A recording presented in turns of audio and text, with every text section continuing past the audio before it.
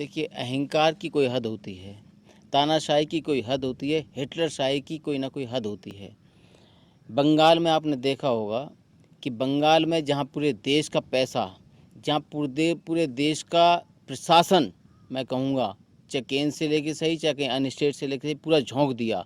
और झोंकने के बावजूद भी पूरा प्रक्रिया, पूरा तंत्र वहाँ झोंक दिया, यहाँ तक कि चुनाव आयोग भी उसी में लग गया, और उसके बावजूद भी इनको करारी हार हुई। तो इसका मतलब है कहीं ना कहीं इनको भी आभास है, इनको भी आभास है कि कहीं ना कहीं तुम्हारे लिए ये खतरे की घंटी अब स्टार्ट हो चुकी है। अब बात करते हैं, अब विधानसभा उत्तर प्रदेश की बात करते हैं।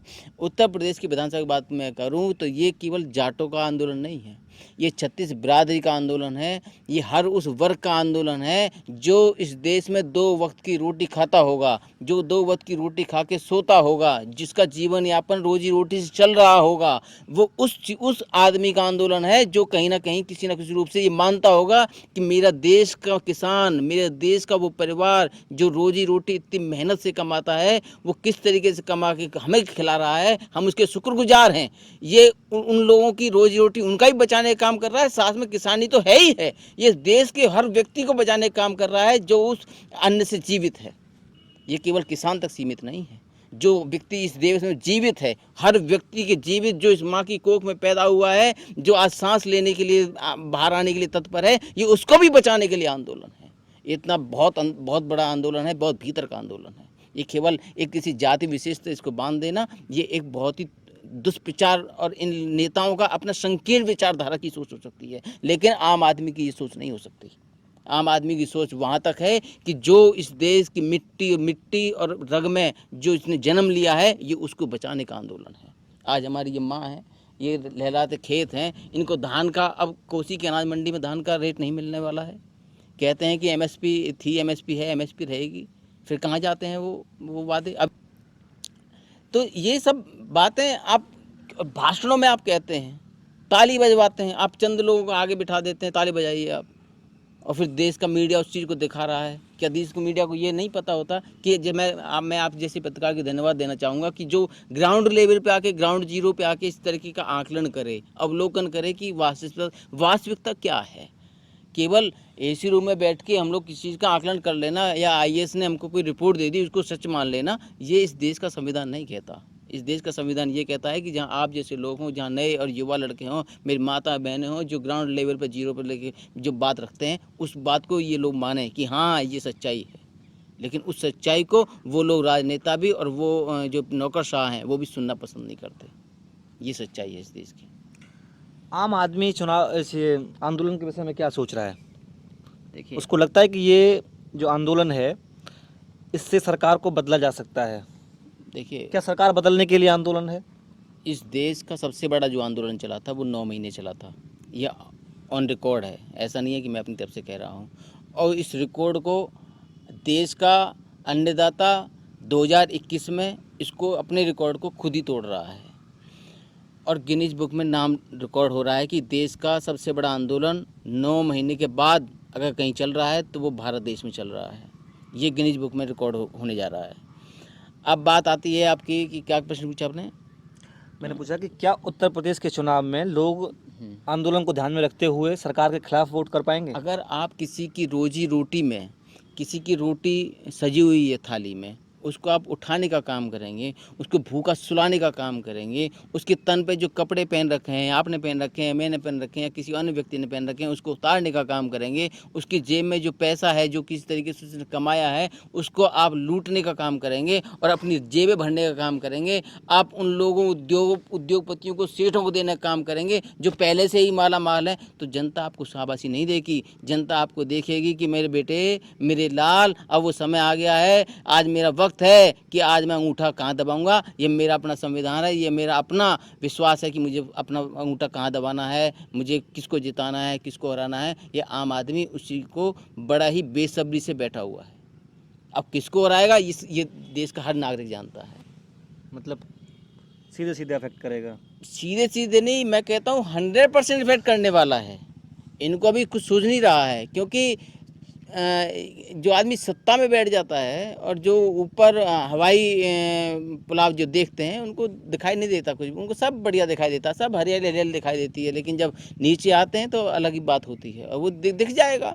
अभी दोगुनी आमदनी की बात हुई थी 2022 में। हाँ, 2022 में उत्तर प्रदेश के चुनाव है, दोगुनी आमदनी की बात हुई थी। दुगनी बात हुई थी। हम शुरू से कहते आ रहे हैं, जब से आंदोलन चला है हमने कहा कि आप मोदी जी आप 6,000 रुपये सालाना किसान को देते, सम्मान निधि देते, अब किसान सम्मान निधि का उन्होंने दिया है, उसका नाम दिया है।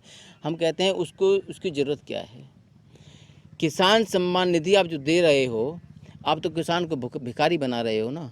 हम कहते हैं उसकी अन्न का जो वो उपजा रहा है, जो कड़ी मेहनत से 6 महीने या 4 महीने में जो फसल उगा पा रहा है, जो आपने एमएसपी का निर्धारण किया है, उसके उस पर खरीद कर लो आप मंडी में।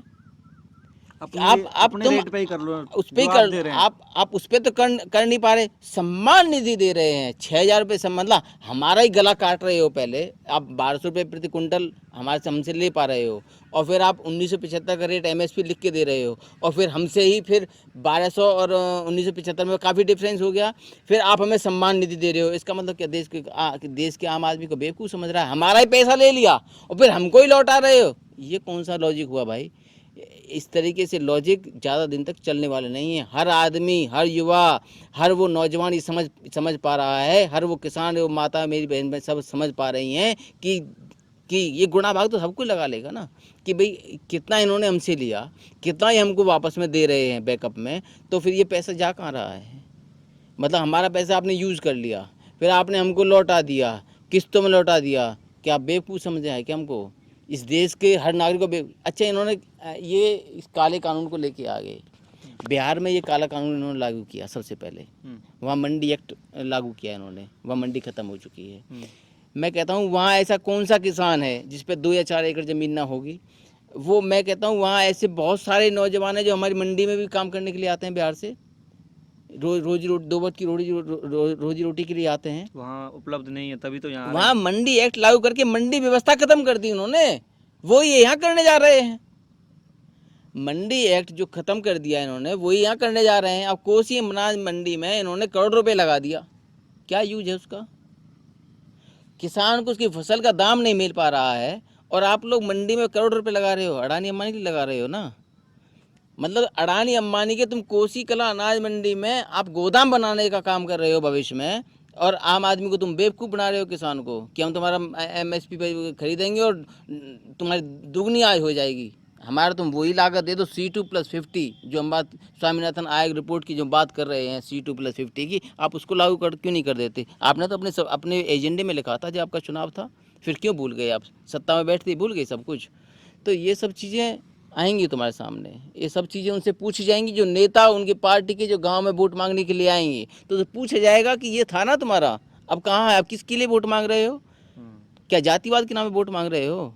क्या भाईचारे को लड़ाने का काम करने के नाम पे वोट मांग रहे हो? ये भाईचारा, मैं मोदी जी के लिए धन्यवाद देना चाहूँगा कि इस आंदोलन ने, मोदी जी के इसी अहंकार ने और इसी हिटलरशाही जो नौकरशाही इनका जो सिस्टम है, उससे इन्होंने देश की 36 बिरादरी को एक होने का काम कर दिया है। ये इसके लिए काम किया है कि इन्होंने जो तोड़ने का काम किया था देश में, हर नागरिक को भाई से लड़ाने का काम किया था, चाचा को बेटे से लड़ाने का काम किया था, माता को बेटी से लड़ाने का काम किया था। लेकिन वो सब समझ चुके कि ये लोग इसी अगर तोड़ फोड़ में रहेंगे तो मेरा देश, मैं तो टूटूंगा ही, साथ में मेरा देश भी टूटेगा। लेकिन समझने के बाद में सब लोग संगठित हैं, ना हम टूटेंगे, न ये देश टूटेगा, न ये संविधान टूटेगा, और ना ही इस देश का किसान टूटेगा।